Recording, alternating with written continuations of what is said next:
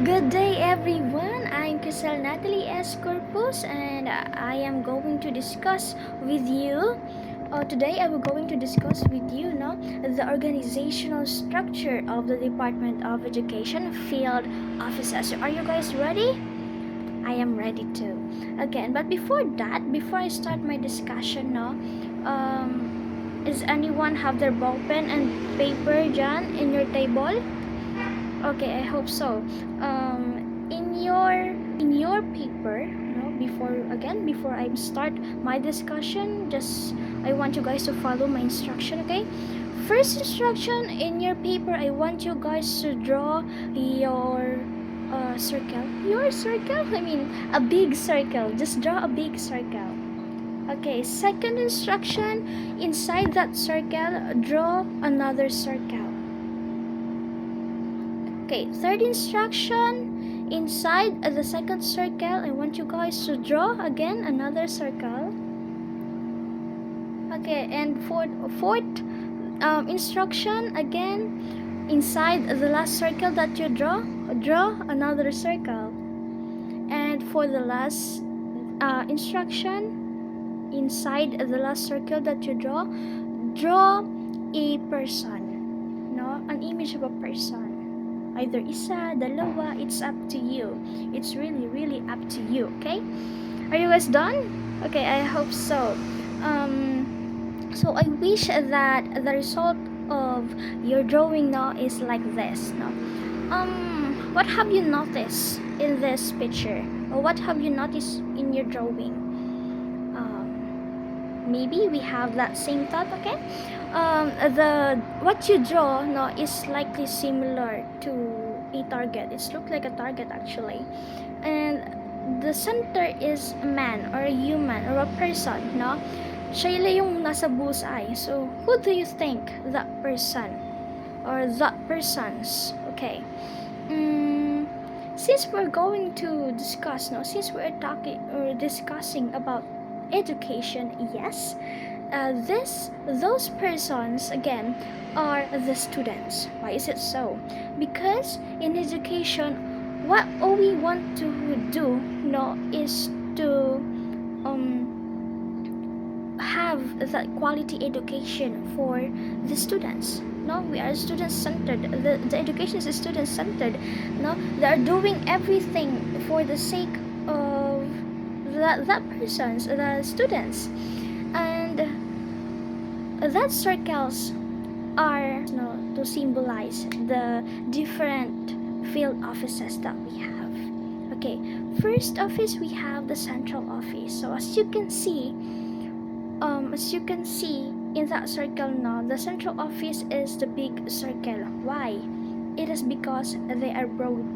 They have that broader kumbaga power. Malawak yung sinasasakupan nila. No? They have a broader authorities. No? Malawak yung kanilang sinasakupan. Next, we have the regional office, second to the central office, and next we have the division office, and lastly we have the district office. So as you can see now, the district office have that a direct or contact to the students. Okay, are you guys ready? This is just a background pa lang, no, for our discussion for today. Okay, before we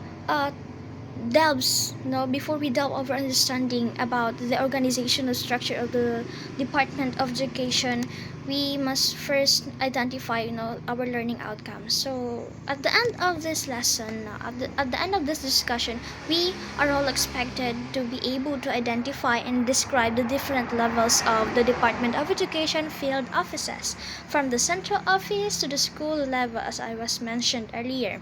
Next, we need to explain, no? We need to be able to explain how the Deped organizational structure supports effective governance and coordination. Lastly, we are able to analyze the connection between the roles of Deped field offices and the implementation of RA 9155. So are you guys ready? I hope so. I hope that you could learn from me. Okay.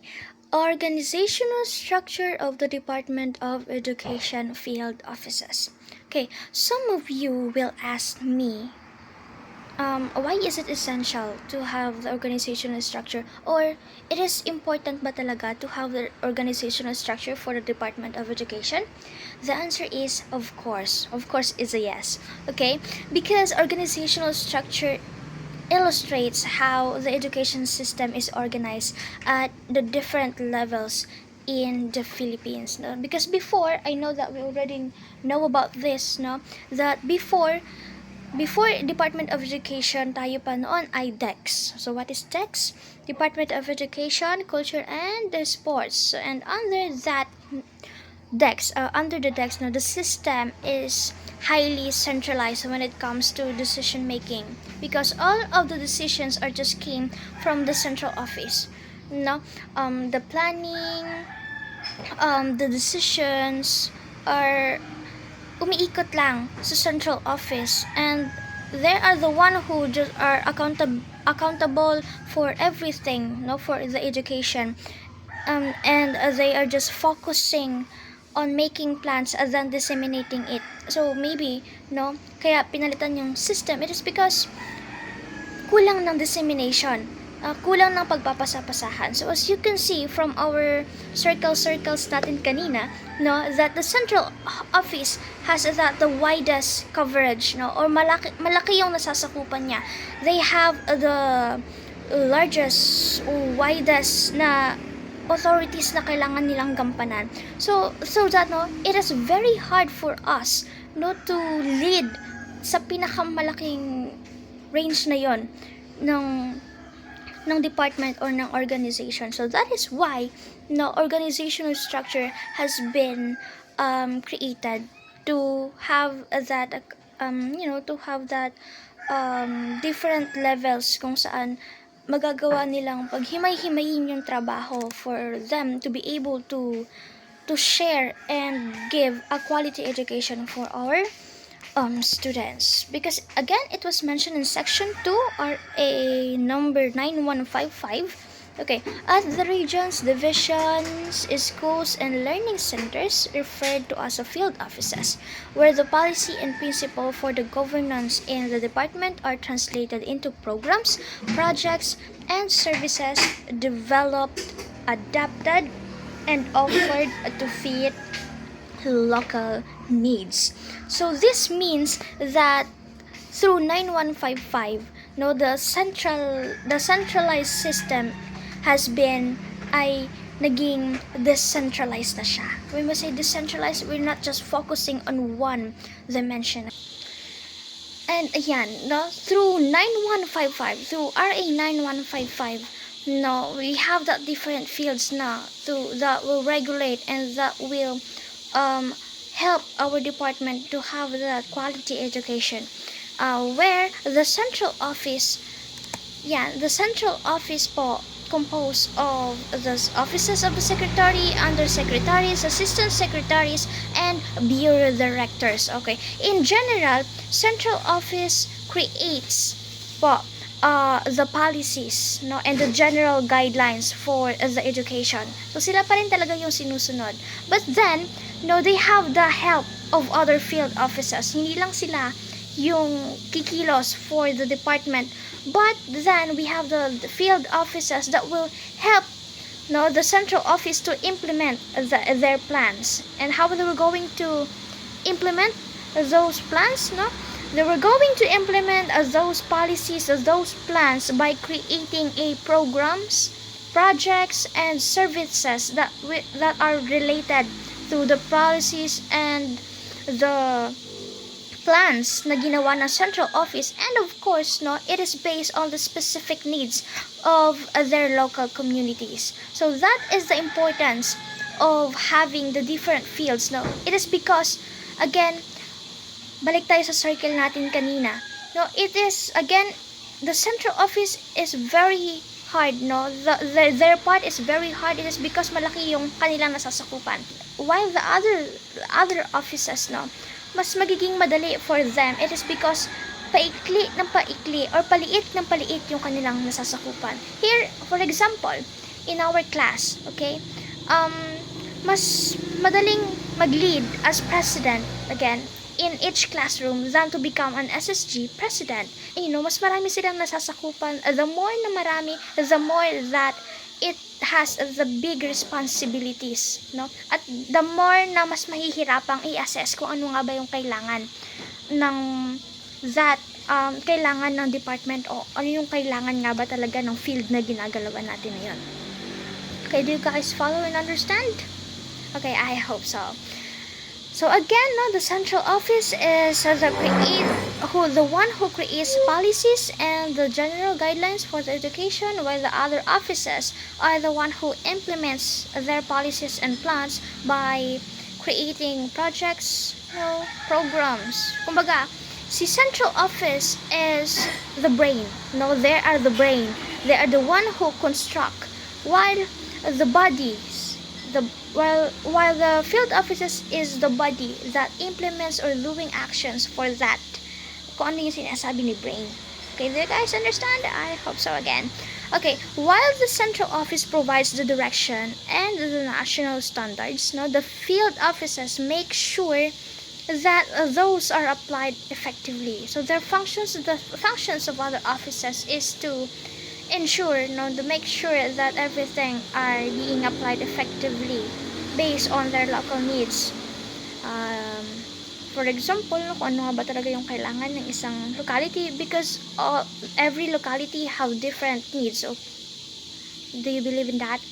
Okay, please believe me. Okay, in central office, now we have na again the secretary, undersecretaries, assistant secretaries, and a bureau directors. So the Secretary of Education is the overall head of department of the Deped again. So they are the one who has that very large, very big responsibility. Malaki yung responsibility ng secretary because she or he is the overall authority and the supervision of the operations of the department. So lahat ng ginagawa ng department ay siya yung overall may authority doon. Siya yung accountable for everything and anything. Okay? Because he or she provides the overall leadership and direction at the national level. So, as of today, we have Sunny Angara as our Secretary of Education. Am I right? I think. Okay. Next, we have the undersecretaries and assistant secretaries. If the secretary is appointed by the president and has been confirmed by the commission on appointments, the undersecretaries and assistant secretaries are also appointed by the president, and they are recommended actually by the secretary. Their roles is to help, of course, the secretary of the of education in many functional areas. Okay, let's talk about the undersecretary first. Okay, we have 4 undersecretaries. It was mentioned in Republic Act number 232, which is the Education Act of 1982. It promotes actually the integrated and quality education. So lahat ng mga batas natin is accountable. They're just focusing on the quality of education that we should have and portray as a very crucial department sa country natin. So the undersecretaries are responsible for the curriculum and instruction. So kung may pagbabago man sa curriculum, it is because the undersecretaries or the central office make sure, they want to ensure that the curriculum that we have, the learnings that our students ay na nakukuha ng mga students natin is something that is relevant to them. It is relevant, responsive, and we should have the effective curriculum. Again, relevant. Bakit relevant? It is because time to time, there's a changes. There's nothing constant nga in this world, diba? So everything is changing. Kahit yung way of understanding and the level of understanding and the way of learnings ng mga bata. They are changing. So that is why there's some adjustment in our curriculum. There's a changing in our curriculum. It is because, again, they want to ensure, the central office wants to ensure that everything or that the curriculum is very relevant to the students. Another task or role of undersecretary is to the administration and finance.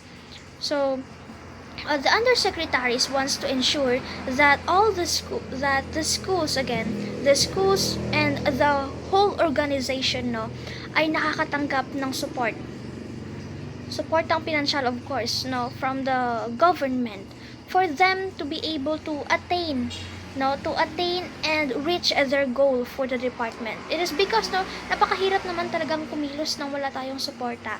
In undersecretaries they ensure that there's an efficiency to support the organization as a whole. They make sure that they have the support para magawa nila yung mga plans na meron sila. And it's targets through the Division of Finance and Administrative Services. So, because they cannot they cannot fulfill their authorities, their plans, their projects without any support from the government. So that is the trabaho of undersecretaries.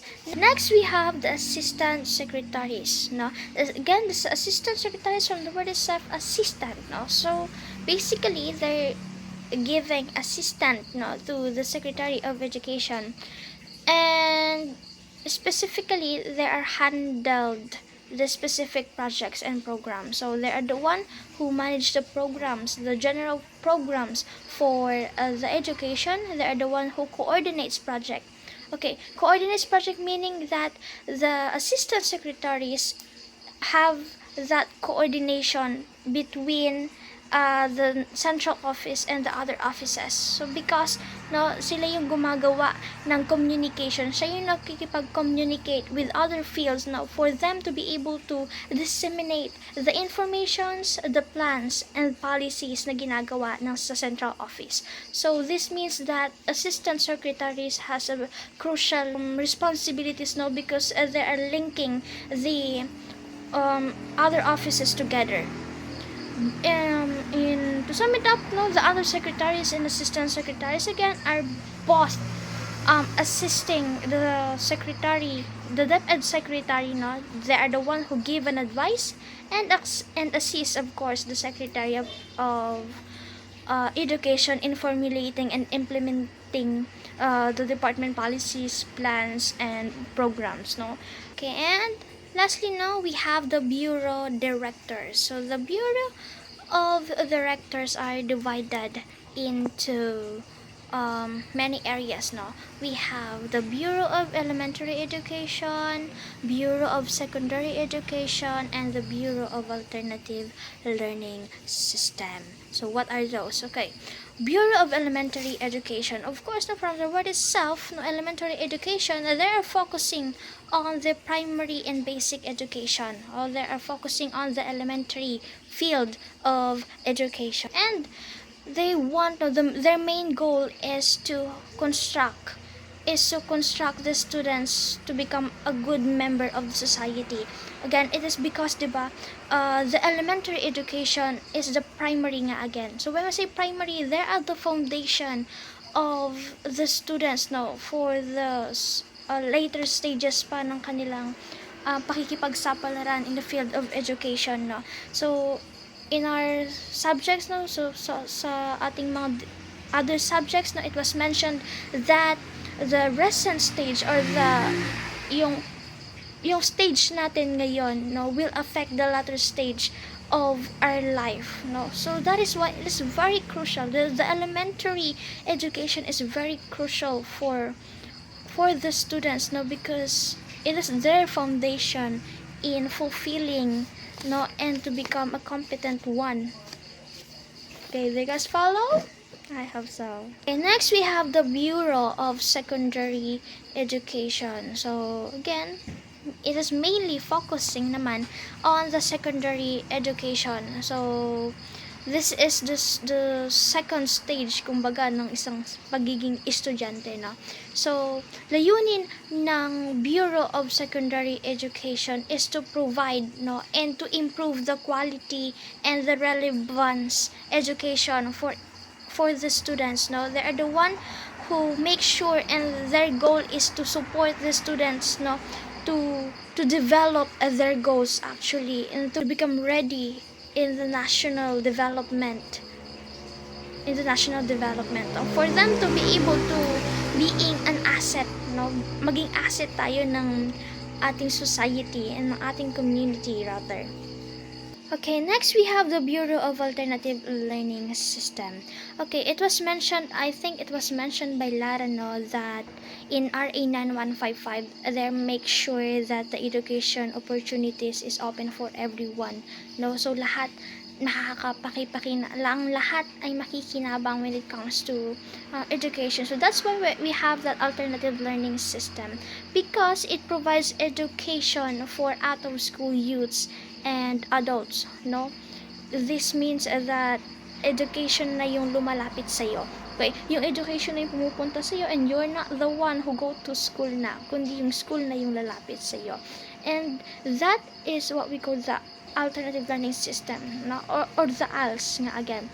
It is the agencies that are focusing mainly on the skills development. Next, we have the regional offices. So we are done with the central office. So I hope that you guys understand it very well.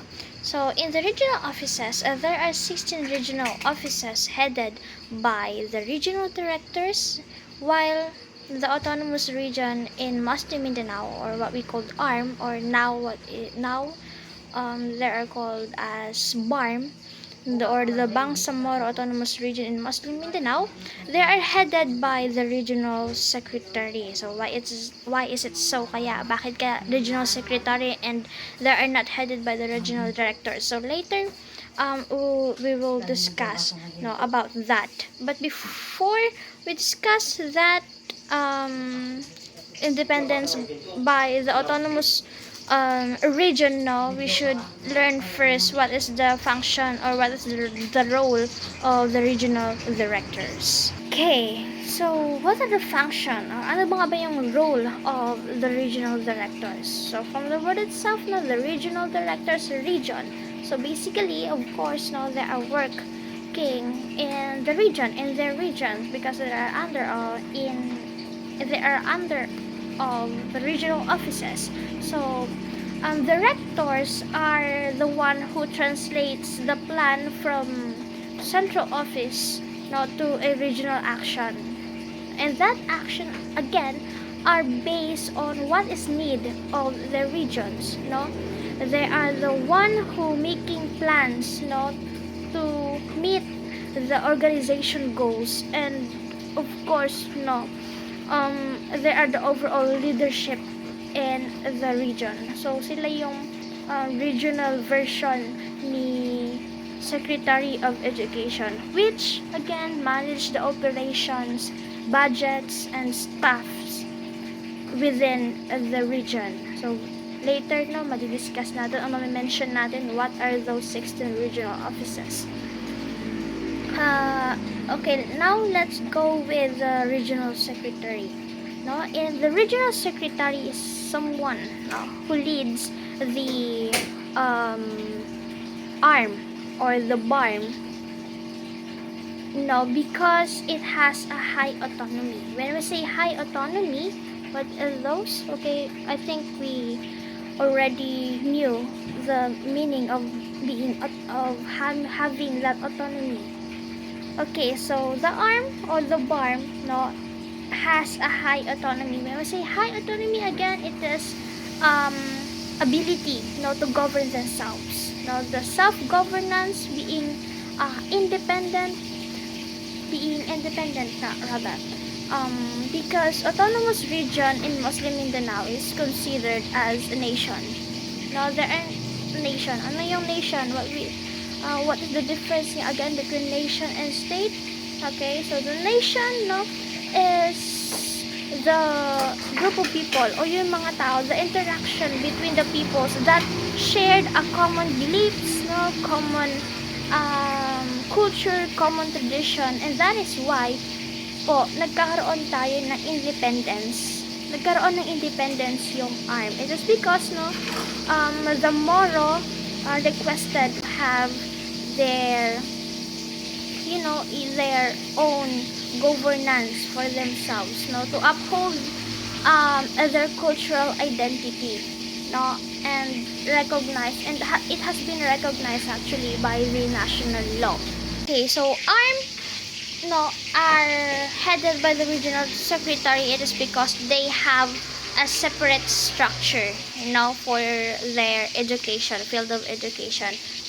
It is to allow the region to adapt the education programs to local needs, customs, and languages. Because they have that, again they're considered as a nation, which have they have the different culture, they have their beliefs, and they want to strengthen their cultural identity.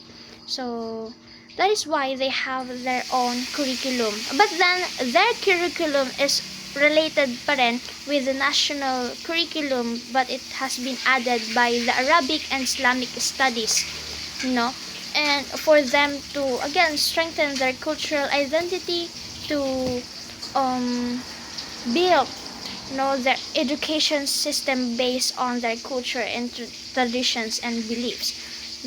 And of course, they has been given the chance to have their separate structure, educational structure. It is because the government wants to ensure that there has equal access to a quality education, and for them to be able to attain that quality education, they must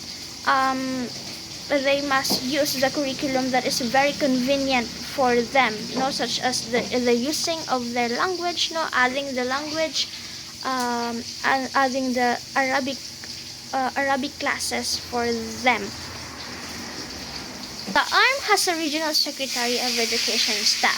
The Office of ARM Education is distinct from the Department of Education, or what we call the Deped. The national programs and projects will still involve the ARM. So as I said earlier, that the national programs and projects are just being added by the Arabic, the Arabic and Islamic studies for them.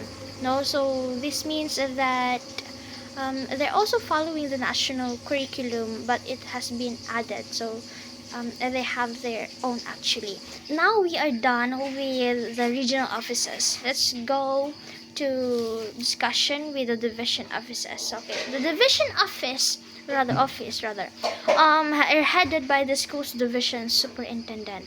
So I think we know the function or role of the superintendent now, but later on we'll also talk about that. Okay, so here are the locations and numbers of school division in each region. So ito yung mga region natin kanina, we have the 16 region, right? We have the region 1, 2, 3, 4, 4A, 4B. Okay, now let's focus first muna in numbers of schools division that we have and also their location. In region 1, we have 14 schools division, and the location is in Ilocos region. So to be specifically, we have the Ilocos Norte, Ilocos Sur, La Union, Pangasinan 1, Pangasinan 2, Alaminos City, Batac City, Candon City, Dagupan City, Lawag City, San Carlos City, San Fernando City, Ordanites City, and Vigan City. Okay, do you guys follow? Okay, in region 2, we have 9 schools division, and it was located in the Cagayan Valley. To be specific, we have the Batanes, Cagayan Province, Isabela, Nueva Vizcaya, Quirino, Cauyan City, Ilagan City, Santiago City, and and Tugigaraw. In Region 3, we have 21 schools division in Central Luzon.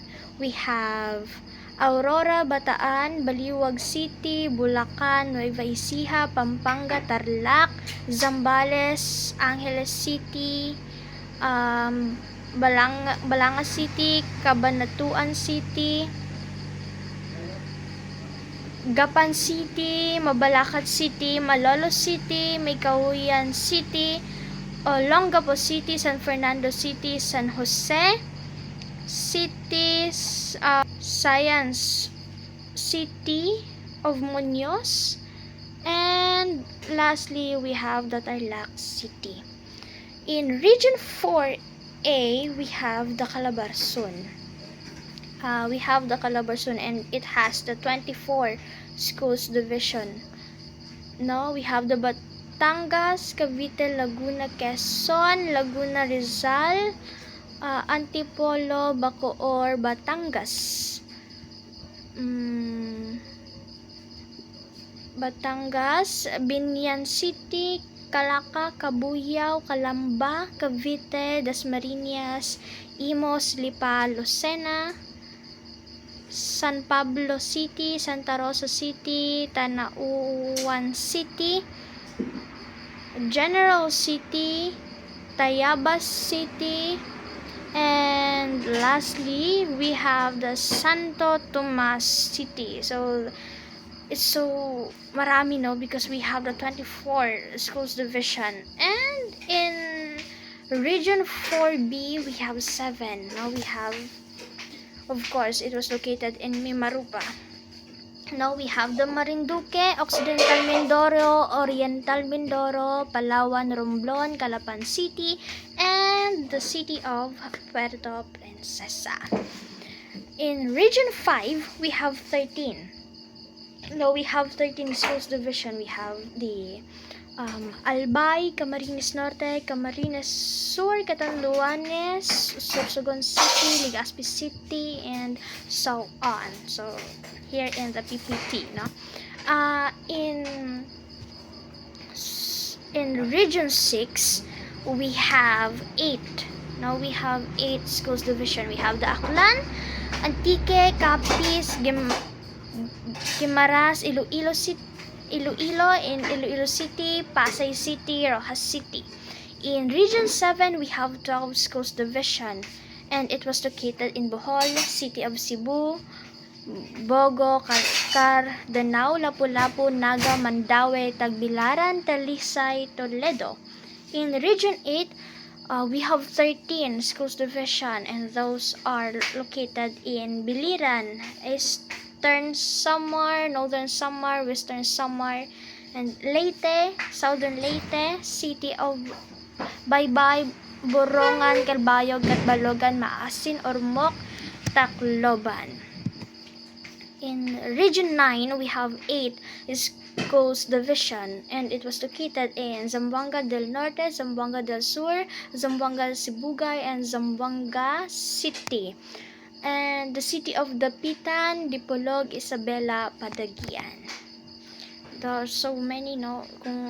When we are tried to total it, marami rin talaga. We have so many schools division. In Region 10, we have 14, and it is located and found in Bukidnon, Camiguin, Lanao del Norte, Misamis Occidental, Misamis Oriental, City of Cagayan de Oro, El Salvador, Gingoog, Iligan, Malaybalay, Oroquita, Ozamis, Tangub, and Valencia. In Region 11, we have also 11 schools division. We have, and it is located in Davao Region, Davao City, City of Digos, Mati, Panabos, Samal, and Tagum. In Region 12, we have 8 schools division, and it is located in Cotabato, South Cotabato, Sarangani, Sultan Kudarat, City of General Santos, Kidapawan, Coronadal, and Tacurong. In Region 13, we have 12, and it was in Caraga Administrative Region. So, in Cordillera Administrative Region, we have 8 po. We have the Abra, Apayao, Benguet, Ifugao, Kalinga, Mountain Province, Baguio City, Tabuk City. In National Capital Region naman, we have 16. Now we have 16 schools division. Now we have the City of Caloocan, Las Piñas, Makati, Malabon, Mandaluyong, Manila, Marikina, Muntinlupa, Navotas, Parañaque, Pasay, Pasog, Quezon, San Juan, Taguig, Pateros, and Valenzuela. And that's all, no? And we also have the 10 schools division naman in ARM or in BARM. Now we have the Lanao del Sur 1, Lanao del Sur 2, Maguindanao 1, Maguindanao 2, Sulu, Tawi-Tawi, Basilan, City of Marawi, Cotabato, Lamitan. And of course, now all of those schools division again are headed nga by the schools division superintendent. The schools division superintendent is the one who oversees the districts and schools. No, kung sa circle natin kanina, siya ay ang pangatlo because no, they are responsible for the supervision of schools, principals, and teachers. So all of the schools, principals, and teachers are reporting in the schools division offices. So now our schools division superintendent nowadays is ma'am, the Dr. LCT Barrios. No, however, it wasn't she are facing issues right now, so I think we should neglect that usapin, no. And superintendent implements of curricula and programs within the division, no. Here we are under in the division of Palawan. Implementation of curricula. So what is the difference between curricula and curriculum? Do you guys have an idea about it? I think I'm reading your mind now. And I think we already knew about this. So the curricula is the plural form of the curriculum. Okay, you're right. Okay, and the superintendent also responsible for managing their personnel, no. Siya yung nagmamanage lahat ng staff, no, under the division. The schools division offices is someone who bridge between the regional offices and the individual schools. So the division office is in the middle of the district and the regional. So they are the one so they are responsible now for linking these two together. So just to ensure again the quality of education at the local level. So again, no, kita niyo yung hierarchy, yung pagpapasa-pasa from the central office as the brain, no, we have the regional office. Siya yung nagta-translate naman ng mga plans, and it has been passed, no, to the schools division offices, which again implements those plans naman, no, and connecting and pass it through the district schools. So now let's go with the district schools po, no. The district schools nga ay managed by the principals and of course the head of schools, no. They are the one who delivers a education, no, to the students. So again nga, nakita natin sa circle kanina, no, they have the direct contact or direct interaction, they have the direct engagement with the students. So they are the one who has the very large or very impactful talaga pagdating sa pag-hone natin sa isang students. So they are the one who also monitors the students' learning, and of course, no, the performance of the teacher is that teacher is competent enough, no, to to share, to impart knowledge to their students. Okay, they have the direct delivery of education to learners.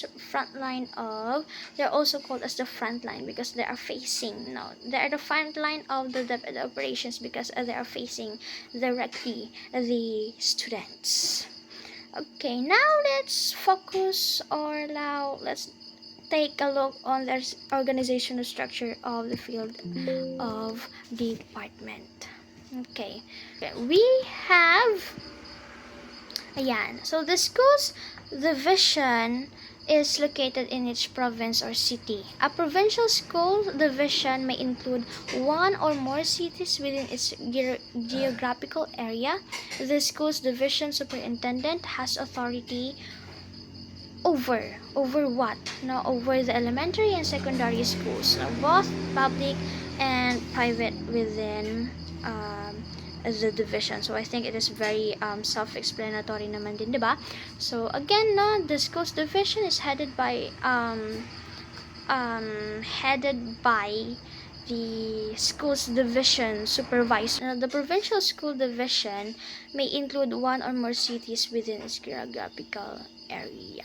The school division is the one who follow the Deped policies and guidelines. No, of course, no, as the office who implements those policies from the central offices. No, by doing programs, there should be following and aligned to that policies, curriculum, and plans. But no, it is just again to maintain, no, and portray a quality education standards for our students. So yun lang naman talaga yung pinaka-aim ng education, no, to have that quality education, to build and hone that students for more competent one, no, someone who can really an asset, to become an asset, no, of our society. Okay, now take a look with the organizational structure of schools division city. Schools division or city division now. We have the office of regional director. So again nga, no, nanggaling ang lahat ng ito ay nanggaling kay central office, no, pass to office of the regional director. So again, no, the role of the regional director is to oversee the schools division within the region. But no, this is to have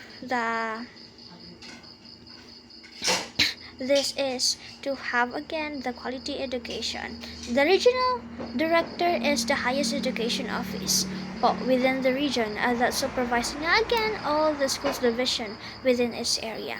So its function is to oversee the implementation and national education policies at the regional level. No, so lahat ng schools under these regions, no, ay kailangan na-ensure natin that they are implementing actions or programs, projects, no, that is aligned with the national policies from the central office. So it provides the technical assistance now to the schools division superintendent. So what are those technical assistance? Now, for examples, the plans and programs, no, the implementation of the policies, no, and of course, no, the assessing and evaluating program and project, no, they tend to assess and evaluate those projects and programs. That is because nga, again, to ensure if those programs and projects are aligned with the national policies. Now it is also the office of regional director is also responsible now for strengthening the competence of a teacher. Is that yung teacher ba natin ay competent enough na? So that is why now they are gathering those seminars, no, trainings for the teachers, for them to be able to enhance and strengthening their competence, no, their that growth, no, when it comes to teaching. Under the office of regional director, we have again the schools division superintendent. So again, her function, his or her function, no, is to oversee the schools division, no, and there are the chief executive of the schools division that is responsible nga for all of the public and private schools within the province or in the city. So they are the one who exercise the supervision and control over all schools, no, they are the one who implements the DepEd programs, project, and policies. So ano yung pagkakaiba nila? Parang same lang man din sila ni Office of Regional Director, no. yun. Yung pagkakaiba nila is their authority, no? Ano yung sakop nila? Saan sila nagpo-function? Paliit ng paliit yung kanilang nasasakupan. Paliit ng paliit yung coverage ng kanilang authority, but then palaki ng palaki yung chance na makikita nila at na-assess nila directly yung mga issues, problems that is present with the department. Paano kasi, kung mas malaki yung lawak, mas malaki yung, kumbaga sa paningin ba, kung mas malayo yung tingin mo, kung mas malayo ka sa tinitingnan mo, hindi mo siya makikita clearly. Now, we cannot assure na, wait, ano ba yun? Ballpen ba yun siya? Lapis ba yun siya? Now, there's no exact na sight mo kung ano ba talaga yon. Pero if you come closer, no, mas ma-identify mo, mas madidetermine mo kung ano yung nakikita mo. So this means na habang paliit ng paliit yung kanilang authority, yung nasasakupan nila, this means na mas malaki yung chance na makita nila kung ano yung mga kailangan natin. So ensures again the quality of education and promotes teacher and students development. So under the superintendent, the division superintendent, we have the schools assistant schools division superintendent. Okay. In our case today, our assistant schools division superintendent takes place with the position nga of our superintendent. I mean, takes place when it comes to tasks, and responsibilities and authorities. It is because nga again, hindi mo na present si ating superintendent nowadays. And he or she acts the second in command to the school's division superintendent. So they are the one who assists in administrative instructional supervision. When we say administrative, they are refers to the actions that is related po sa pag-organize, in organizing the department, in organizing the organization itself. They are the one who manage the resources. Anong meron tayo ngayon, ano ba yung mga kailangan natin, anong meron tayo for the schools, for the students, and again, hindi nawawala yung implementation, because their role, again, the role of the regional offices down to the schools the district offices, is to implement. And in instructional supervision naman, refers to the supervision that is related naman to the teaching. Kung kanina, organizing the department or the organization as a whole, in instructional supervision, it focuses only on the teaching and learning of the students and teachers. Teachers, that is why nagkakandak sila ng mga teachers evaluation. We have the demo. Right? Am I right? Yes. I hope that sumasang-ayon kayo sa akin. Okay.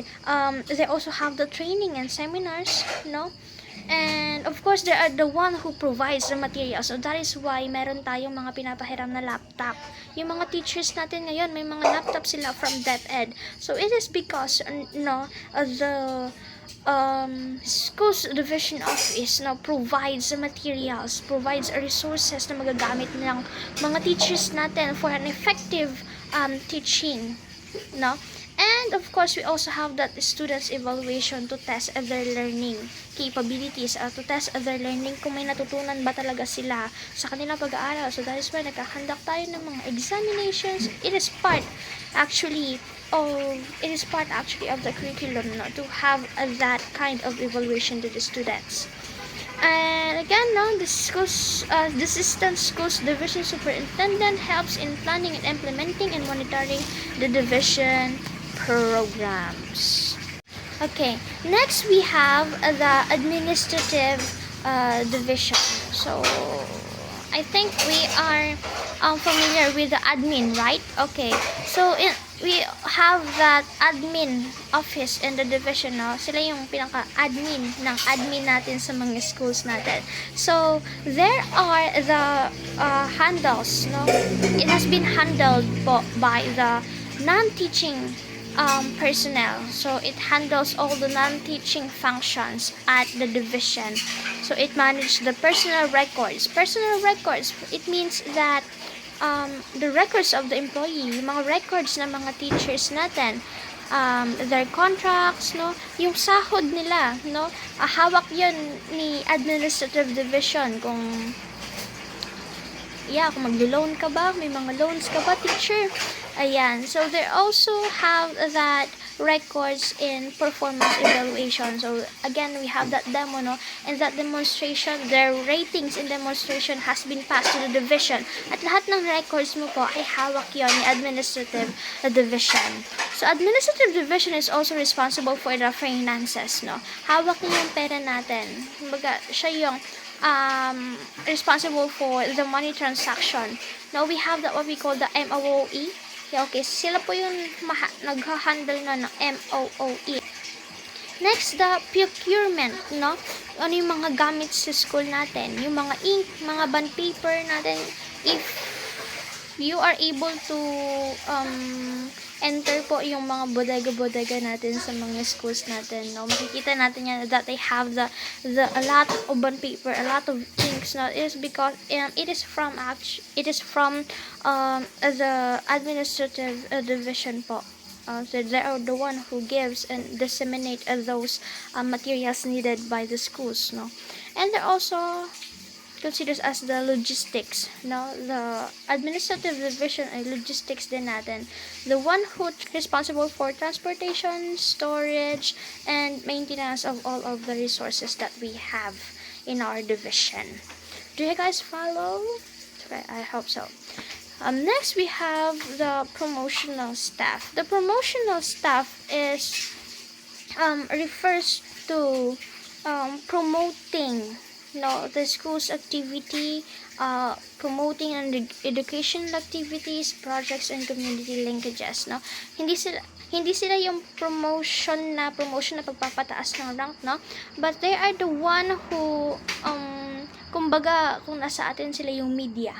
So sila yung media, sila yung nagpapakita, nagdi-disseminate ng mga informations regarding everything and anything that is related to the educational activities. So si promotional nga again, promotional staff, no, is the one who coordinates informations, no, coordinates information dissemination about Deped programs.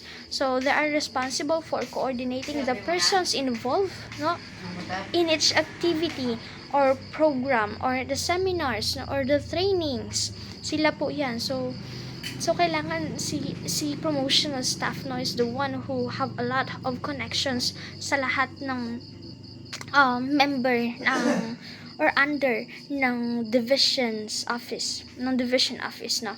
They're also the one who assists in school community partnership nga. So kaya sabi ko kailangan maraming kapit si promotional staff, no. It is because, no, they also need to impart to the students that they need to engage within the society, within the community.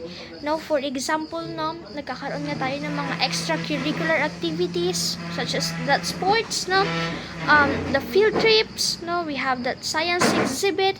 Those programs or those activities is assessed, no, or being assessed by the promotional staff just because they want, no, to have an engagement, no, to the community and the students.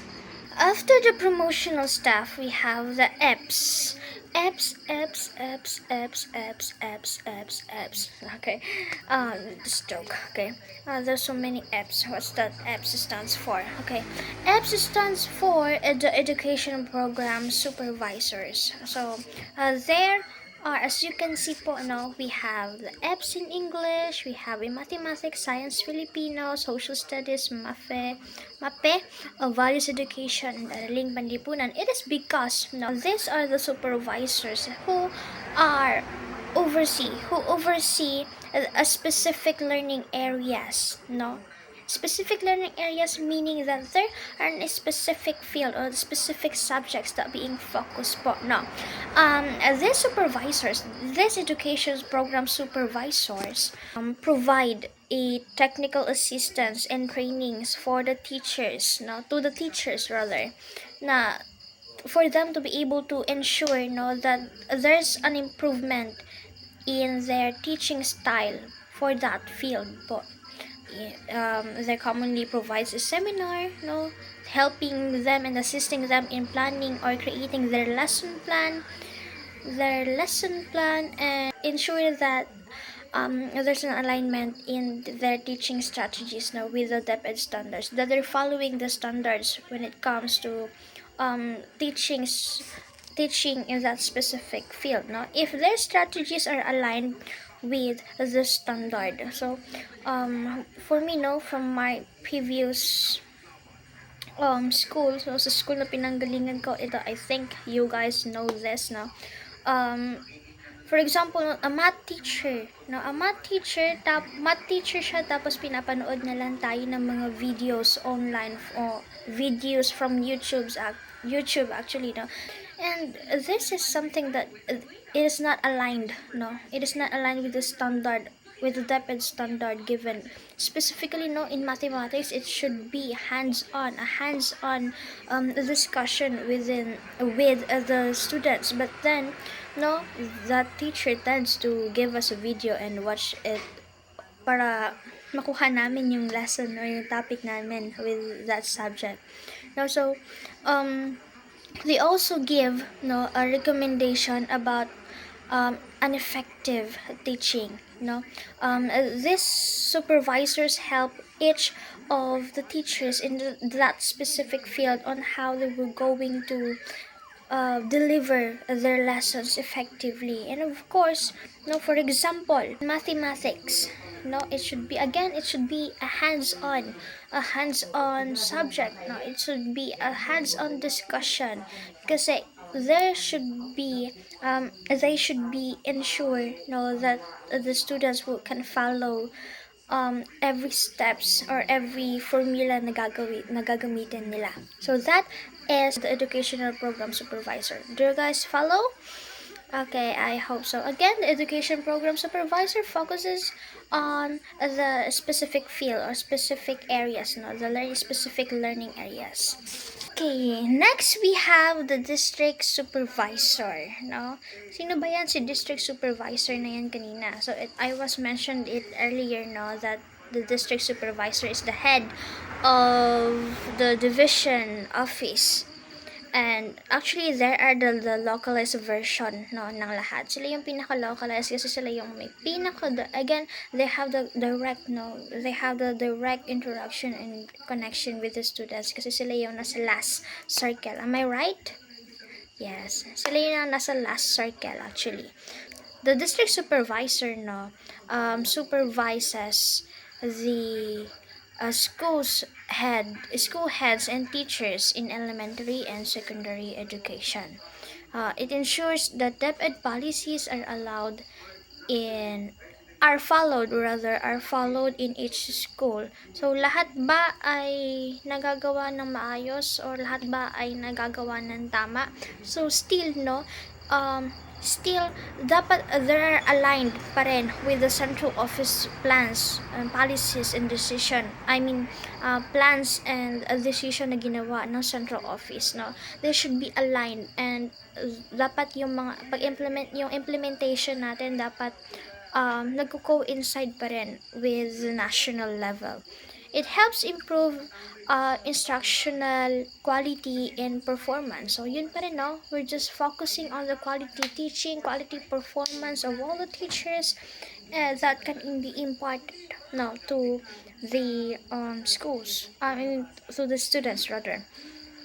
Next we have the elementary school. So elementary school. Ano ba yung meron dito sa elementary school?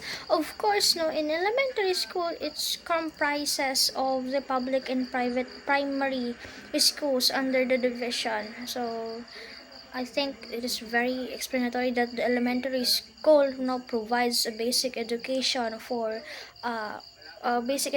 students from grade 1 to grade 6, no. They implements the curriculum programs designed by the Deped. Of course, no, kailangan sa Deped pa rin, kailangan sa CHED yan, no. Kailangan sa CHED yung susundin nila, of course. No, the design, their way of teaching, their way of delivering and implementing those projects, those plans, no, and yung pag-deliver nila ng curriculum natin, and of course, no, it is aligned by the design of the Deped. It ensures a child-centered and inclusive learning environments, no. As I said earlier, no, it can affect, no, elementary level can affect the latter stages of the student, no. So may masusunod pang level in education, no, ay maapektuhan kung hindi naging maayos itong at kung hindi naging quality yung pagtuturo natin sa mga students in elementary. Because again, no, elementary is the foundational stage, no? This is their foundation for them to be able to be ready sa mga higher level pa ng kanilang pagiging students. Okay, do you guys follow? Okay. Next, we have the secondary school. The secondary school, sabi nila, this is the pinakamasayang moment mo bilang estudyante. In secondary school, of course, it comprises the junior and senior high school with a division. Now, it is aligned with the K-12 standards. Now, because we are following the K-10 K-12 curriculum nowadays, but it is slowly nati-change na into matatag curriculum. Am I right? Yes. Okay. It offers the secondary education programs nga again for the secondary schools learners, no. It implements the academic and technical vocational tracks. Now we have academic, of course, no, in K to 12, no, in senior high school we have the academic track, and we also have the technical vocational tracks. In yung TVL natin, we have the cookery, we have the agriculture. It is done to be able, no, to enhance their skills. Now, because in secondary school, no, we are preparing the learners, so the students, for college or for employment or entrepreneurship, no, because they are going to choose kung anong path ba yung kukunin nila ba, kasi at the end, after nila ng high school, maybe, no, they can proceed in an entrepreneurship, no, or an employment, no. That is why we should also focus on their technical vocational, or on their skills rather, and of course, no, and academically. Okay, now let's take a look with the roles and responsibilities of elementary heads. You know, we have the principal or the school heads. It has been specified in RA 9155. It is because, no, in RA 9155, no, hindi lang siya basta binigyan ng different levels itong system natin, itong education natin. Hindi lang siya basta nagbigay ng different fields, ng various fields, no, that will encompasses this system, but also this has been made, no, to specify the authorities, specify the roles of each field then. So ito yan. This is the organizational structure in elementary school. Again, now we have the principal. So si principal naman, sino ba si principal na yan? Principal, or the head of the elementary, is someone who are lead the school, no, to in achieving a quality education, no. Ulit-ulit tayo sa quality education, kaya nga nakapaikot yun siya, kaya nga circle, no, because it has a big impact, no. Napapalibutan tayo ng learnings kasi have a quality education, no. Kung sino man talagang nagmamasid sa atin, that is the principal, because nga again, no, si principal ay may direct, no, may direct assessment talaga when it comes to teachers' performance of the teacher as well as the learners. It is because, no, they are located in the same area where the students and teachers are working together. They also ensures, no, and provide guidance and support to the teachers to improve teaching and learning. That is why minsan nagkakaroon tayo ng demonstration, and those demonstrations are being observed then by the principal. It is because, no, for them to assist and assess, you know, the performance of the teachers. for them to be able to give them an advice, no, a recommendation on how they were going to teach, no, how we were going to have an effective to teach effectively, no, and of course, no, their functions also delves, no, with administrative management because they are also the one who manages school finances, no, not directly because trabaho yun ni admin, but then, no, si principal talaga yung yung the one who should budget sa mga finances natin, manages the personnels, no, within the school and mga resources natin efficiently, maintains a safe and organized learning environment. They're also the one who should who should value and recognize kung ano yung mga mas importante para sa school, no, from my previous school actually. I think there's a lack of maintaining safety and organized learning environment for the students, no. It is because, no, alam niyo yung build because of that build project na yan, there are more buildings, no, buildings here, buildings everywhere, but then, no, as you look at each classes, at each room, no, there is lack of proper ventilation as well as the chairs, no. May mga students po nakatayo na lang habang nagkaklase. So those are the examples, no, ng nangyari sa reality. But then nga again, dito tayo sa kung ano yung ideal natin. So this is the ideal or role of the principal, but however, no, medyo hindi talaga nagtatagpo yung ating ideal self and the real self. So, yun yung mga nangyari sa atin. Next, we have the community partnership. So, again, si principal kasi is the responsible then for having that connection. Kailangan magkaroon tayo ng community linkages. So, kailangan magkaroon tayo ng connection. Kailangan magkaroon ng partnership. And partnership, no, for them to be able to strengthen the school. Patatag nila kung ano yung meron ng school para mas maging success lahat ng plans and programs and projects sa isang school. And that encourages the community participation in school activities and projects. No? That is why may mga PTA tayo, no, during our elementary days, no? As well naman in high school. No? They are also accountable for a responsible school performance and students' achievement. No, ensures compliance with Deped policies and national goals. Okay, no, so that is the role of the principal po, no. Next, we have the grade coordinator or the curriculum coordinator. So, from the word itself, no, coordinator. So, they are the one who connects and, coordinate with the every grade level, no. Kung sa atin kasi when I was in high school, no, tinatawag to siyang a grade level chairperson kasi no elementary kami wala kaming mga coordinator ganyan.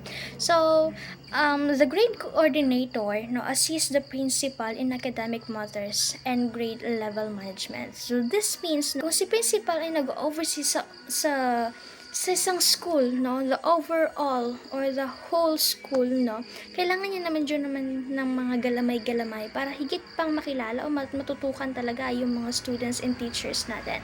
So meron siyang mga galamay, no, may mga galamay siya na kung saan sila yung mag-a-assist, no, sila yung mag-help sa principal, no, in academic matters sa bawat grade level. So their functions of course is to coordinates the lesson planning and curriculum delivery. So kailangan sa bawat grade level, no, ito yung competency na kailangan maabot ni grade 1, ito yung competency para kay grade 2, grade 3 and so on and so forth. Now, they also monitors the teacher's performance and learners' progress in each grade level. So meaning, trabaho nila ay ang bantayan ang bawat grade level. So they are assigned, no, in each grade level para sila yung mag-assist, sila yung mag-monitor ng mga performance ng teachers and students. Next, they're also responsible, no, for organizing and assessments and evaluations in teaching materials. No, ano yung mga materials na ginagamit ni teachers? Is that applicable? No, kung tama ba? O kaya teacher, this is the materials that you should use in your class, no, in it should use, no, kailangan may mga ganitong kagamitan tayo in this grade level. For example, in kinder, no, visually pa kasi natututo yung mga bata. So, they need blocks, no, at least blocks na kailangan ma-provide yun ng school. Next, no, the grade coordinator or the curriculum coordinator is also responsible for ensuring the alignment with Deped curriculum standards. Kailangan nakikita rin nila kung align ba yung mga pinanggagawa ng mga teachers natin. Kung, hoy teacher, tama pa ba yan teacher? Okay, ganun yung kailangan nilang i-assess. Next, we have the guidance counselor. Actually, no, when I was in elementary, we don't have a guidance counselor. But yeah. Okay, the guidance counselor is the focusing naman on in the personal matters of the students. No, kung si teachers ay for academic, no, but pwede rin naman maging guidance counselor si teacher. But to be specific, no, si guidance counselor focuses on the students' emotional and social and academic development. Sila yung mga taong kung feeling natin down na tayo, so lapit lang tayo kay guidance counselor because they are the one who given us the advice, no, para magpatuloy pa in this life na kahit mahirap na talaga mag-aral pero kaya natin to.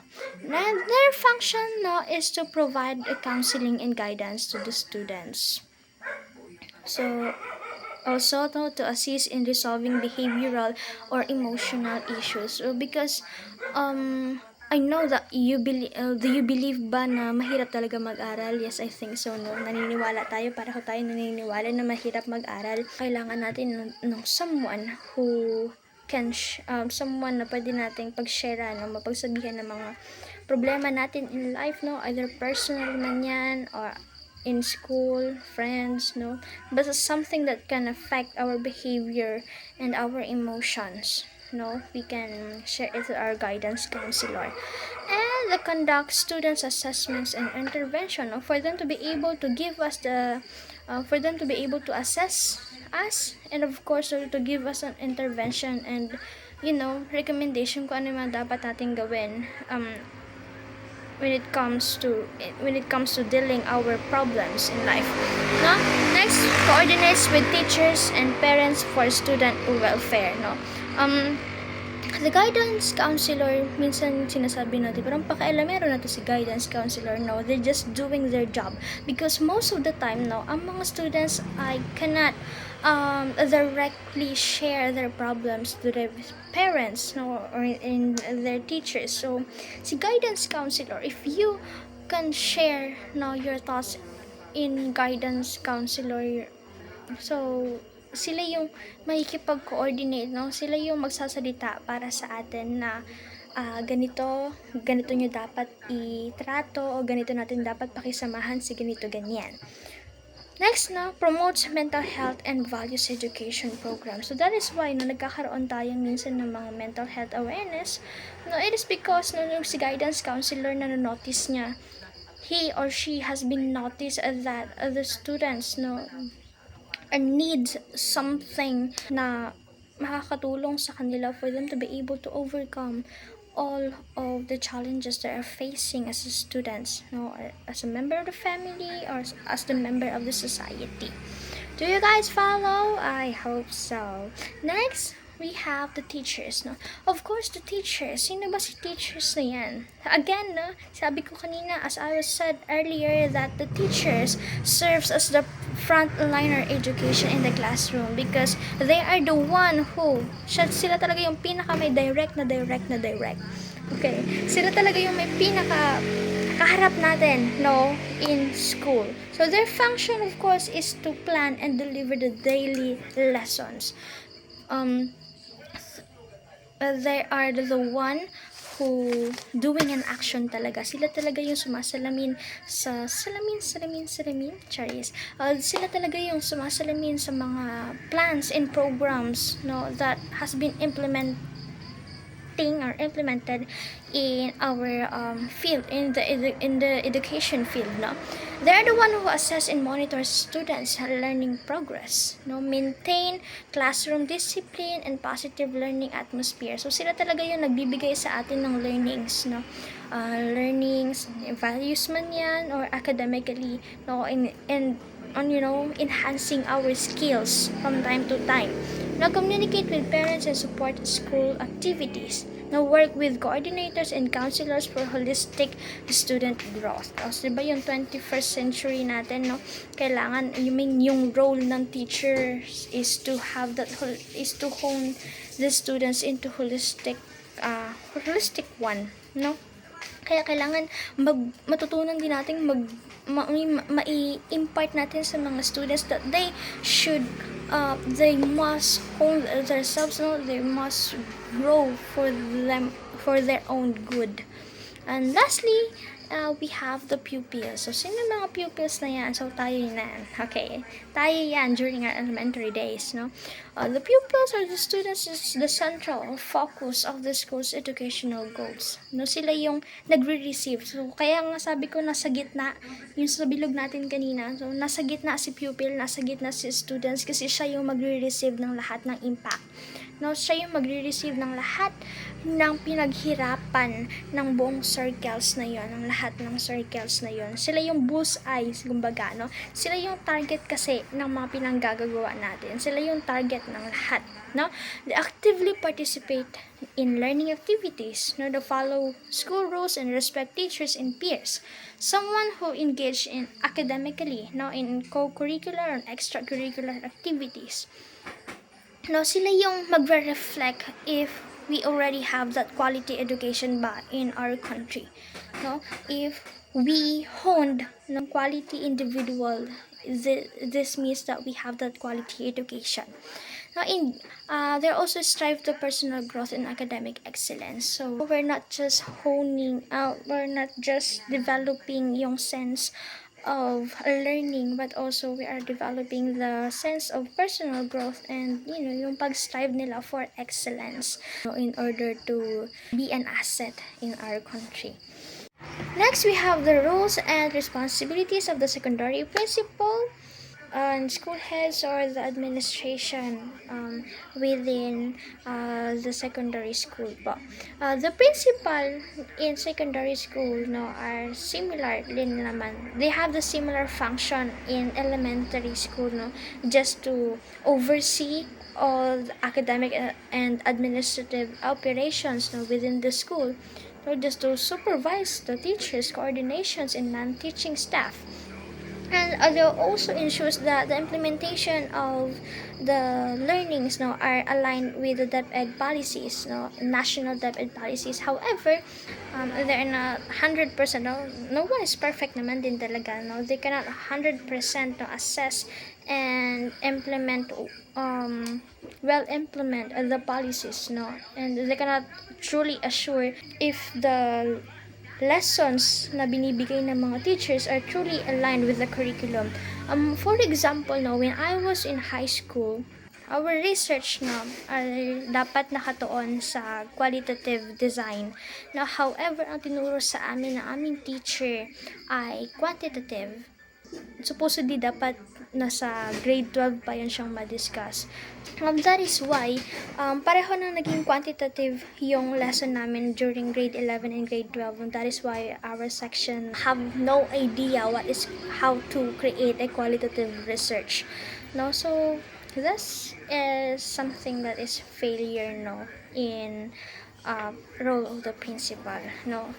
Okay, next we have the head teachers or the department heads.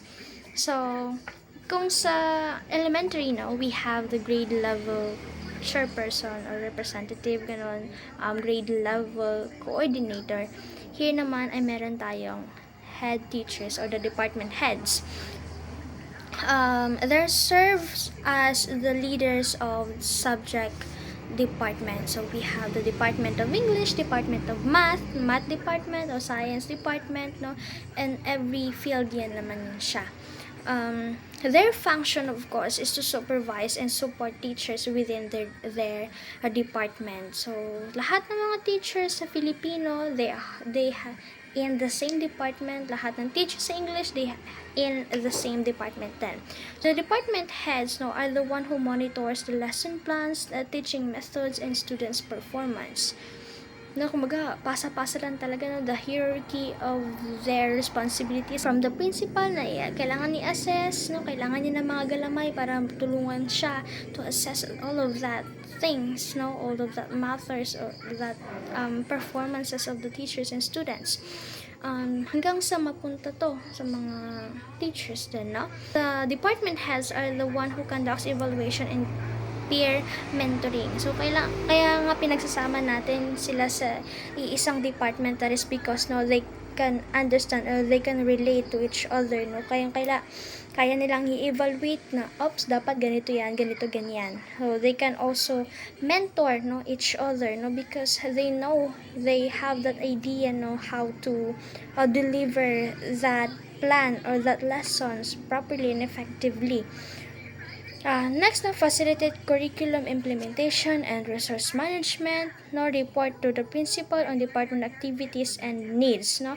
In the department activities and needs, no, for example, during buwan ng wika, no, it is under the Filipino department. So, they are the one who making the plans kung anong bang activities yung kailangan nilang gagawin, yung gagawin nila within that day, no. We also have the book month, no, under the English department. We also have the math camps, no, under naman ng mathematics department, and all of that plans, no, na binubuo ng bawat department na yan has been reported by the department heads to the principal, no, for them to, you know, give the assistance and support from the school.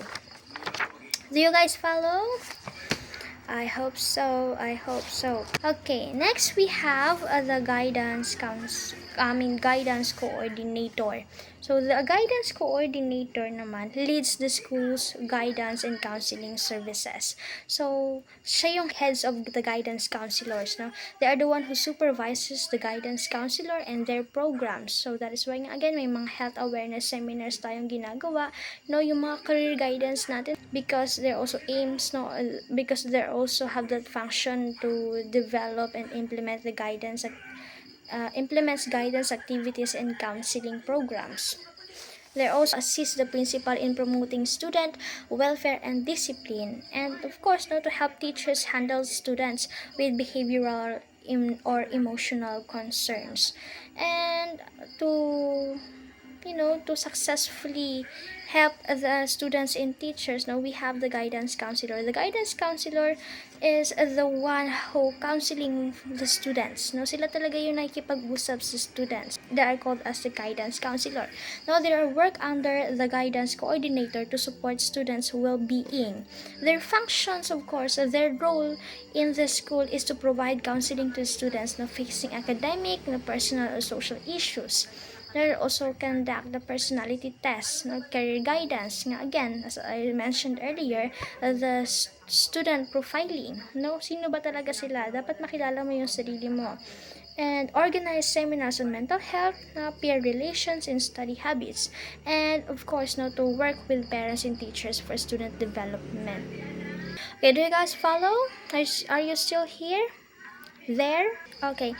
Next, we have the teachers. So, they have the same function po in elementary. So, they are the one who teach and assist students' learning, prepare the lesson plan aligned with the Deped standards, communicate students' progress to parents and coordinators.